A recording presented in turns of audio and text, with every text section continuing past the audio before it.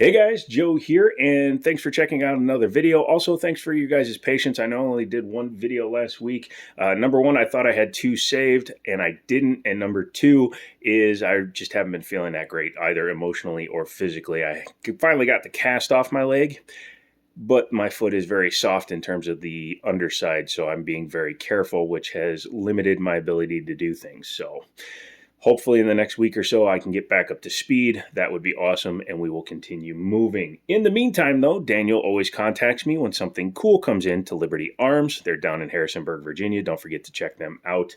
Just Google them, Harrisonburg, Virginia, Liberty Arms. They can ship to any FFL, and they are good people. He sent me a text and said, hey, do you want to check this thing out? And I said, sure. I didn't really know what it was at the time because I knew I had seen the video, but I really didn't pay any attention to it.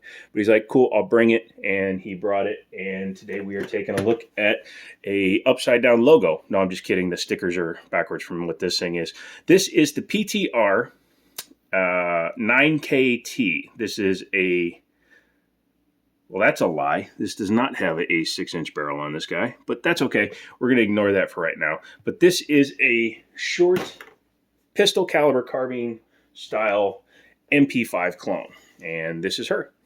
As you can see, the bolt is open, literally nothing in it except for my finger.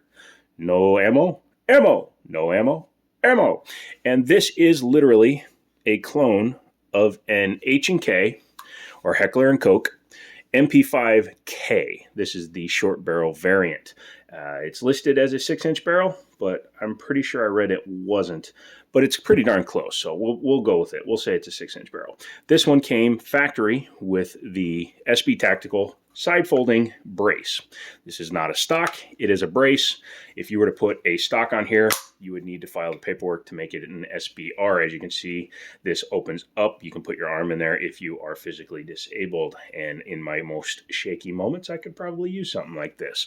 This has a Sig Sauer Romeo 5. That's mine. I just put it on there just to show what it would look like with it on there. However, it does have a couple of cool features we will talk about as we go through it. Now, being an MP5 clone, the question is, does it slap? And the answer is, why, yes, it does.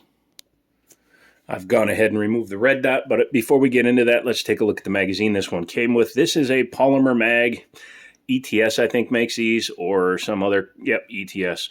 And I will tell you right now, if you have one of these, take it outside and wing it across your lawn, run it over with your car, set it on fire, put it in your oven until it melts. Whatever you need to do to not use this.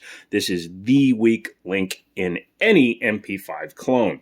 This will fit into pretty much any MP5 clone as long as it's built the same way that the MP5s were. So that means the POF, I think Palmetto came out with one, or an actual HK, but these do not have any metal internal followers, which means these are eventually going to break. They don't feed right because of the way polymer acts when it's hot or cold. It can expand or contract differently. These springs are shite, and this magazine just, it's not even worth the plastic it's made out of. So get the metal mags. They're cheap, and you can eliminate the biggest problem these guns have. Let's take a look at this guy. It's modeled after the HK MP5, as I already said. It's a gun that came out in 1966. It's a roller delay blowback system, and I'll see how difficult it is to take apart, but you got to knock out pins on these things, so it's a little bit annoying, especially when you have a brace on it, but it's a roller delay blowback system. So what happens is you have two rollers that stick out and engage with the side of the receiver. When the gun fires, it unlocks, which lets a piece drive back, which then allows the rollers to go in, and then it starts the blowback system. When it does, it pulls back the bolt, ejects the cartridge, pulls the next round in. Basic system, works fine. It is a blowback system, so you are going to experience more recoil with one of these than you will with something like a CMMG Banshee, which has a different delayed, it's a weighted, it's a radial delay, I believe, and it's a much better system. So this is more traditional, and you're going to feel it more. However, it's still going to kick less than like a Kel-Tec Sub 2K, which has its bolt in the rear and it's reciprocating. This guy at least is up here. One thing you do lose with a roller delay blowback system is this does not lock open on the last round. That's why it has this setup, which means that you need to bring it back, lock it in, put your next mag in, and do the HK slap. Pretty easy to manipulate. I'm just tired and my nerves are shot. One added bonus to the PTR is that it has a welded on pick rail on there. As you saw in the opening, I had my Romeo 5 on there, so you can do that.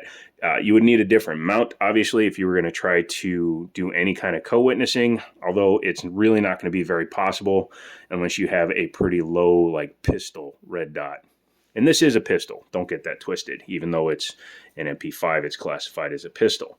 It does have the indentations here. SBA does make a collapsible brace that actually works like a traditional MP5 style with the double arms that slide in. The benefit to that style is that the gun is less bulky when it's collapsed, because this one, when you have a side folder, does make it a little bit bulkier that way. However, it is still a fully functioning firearm. You can still have a clear ejection port. You have your controls here and your mag release over here. You can also just take this off, get a blanking plate, and just run it with nothing back there. The magazine release, you have two actually. So you do have a button right here. As you can see, I'm 6'4", and I can just get to it. However, I don't think I can get to it very easy if I'm holding it. Well, actually, that's not terrible for me. But unless you're 6'4", it's not going to work super easy for you. The more traditional way is the AK style, I guess. Sorry about that. AK style with the release right there. You just strip out your mag, get your next one, rock it in, and you're good to go. You will see this mode selector switch has 3 settings on it. All the way up is safe. Middle is semi-automatic, and the lower is also semi-automatic. Even though it does have the fun selector switch spot there, the third spot, this gun is semi-automatic only, in keeping with the 1983 assault weapons ban. I do apologize, even though I waited till midnight to film this. There's somebody walking above me because I'm trying to film something, so of course there is. This does have a hand stop here, being such a short barrel gun. If you do decide to grab it, it does help ensure that you do not get your hand out in front of the barrel. Speaking of the barrel, it has 2 different setups. You do have a 1/2x28 twist for a threaded barrel, so you can put that style suppressor on it, but it also has the tri-lug already built onto it. So if you have anything that runs the tri-lug, you can just go ahead and put it right on there for a quick disconnect or QD. Single slot M-lock on here, both sides, so you can put a piece of pick rail or get an M-lock made attachment for like a flashlight or a laser or like a PEC box or something on there. You can do that if you wish. Sights are a little rudimentary, keeping with the 1966 flare. You do have a single post with a giant hooded circle that helps protect the gun, because a lot of times these were carried as Secret Service style weapons or protection service weapons, so they weren't always kept someplace safe like a gun case, so this helps protect that front post. Rear is a barrel style with a bunch of cuts, so you can do that, and it does change the height of the aperture. You can also see the size of the aperture changes depending on where it is, so you can get farther or closer. This is a 9mm with a 6-inch barrel. What does that mean? That means that you're not going to get much faster than a standard 9mm handgun. And this is classified as a pistol, much like my Kimber 1911. So basically, everything's happening up here. So you can see pistol to pistol, there's not much difference. Obviously, this one has a slightly longer barrel. That's cool. The controls and everything are one-sided on this particular gun, but I'm guessing you could probably add an ambi setup. However, you do have to take the selector switch out in order to fully disassemble the gun. I won't be doing that on camera. It's not my gun, but just to tell you how to do it real quick, you just knock out these 2 pins, and they'll come out this side. They are not captive, so keep a track of it. But you take those out, the whole plate comes off, and then you would be able to rock down. As you can see, there is no pin here. Doesn't use a cross pin. It actually clips into place. That would then come down, and then you could take your bolt out and your spring and everything. But again, it's not mine, so I won't be doing it on camera. Trigger pull. I watched Honest Outlaw when he did his review of the firearm. He did the one with the slightly longer barrel, but the trigger for him was quite bad. He said over 9 pounds. Now for me, you can see there's take up, and right there, I don't know how many rounds have been through this gun. Maybe that's something that'll work its way out. I don't like a lot of polymer. I like all steel stuff, so I don't know what's inside of there. But once you get past that little bit of junk and the take-up, goes to a wall and doesn't do anything because the bolt is open. So it's a lot lighter than the 9.5 pounds he said it was. The reset is pretty audible. You can hear it, and it kicks your finger right back out, and then you go right back into the next shot. I'd probably say it's closer to like a mil-spec AR trigger, probably in the 7-pound range, 6.5-pound range, but this is also an updated model from when he did his video. Yeah, that's all pretty much it there. The overall build quality, this is stamped. This is polymer. The trigger group is fully removable, which is why when you look at it, you will probably see, yeah, where is it? It's internal. The serial number is internal on the trigger mechanism. I think it should actually be perfectly visible. That part of me is now talking out of my anus.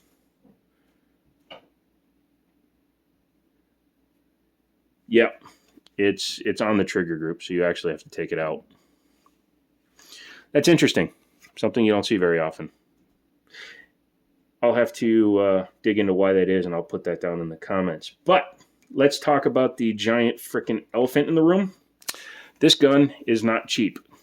This particular gun is $1,700. That was its cost when it was new. That is what the current owner wants for it when it sells. That's a lot of money.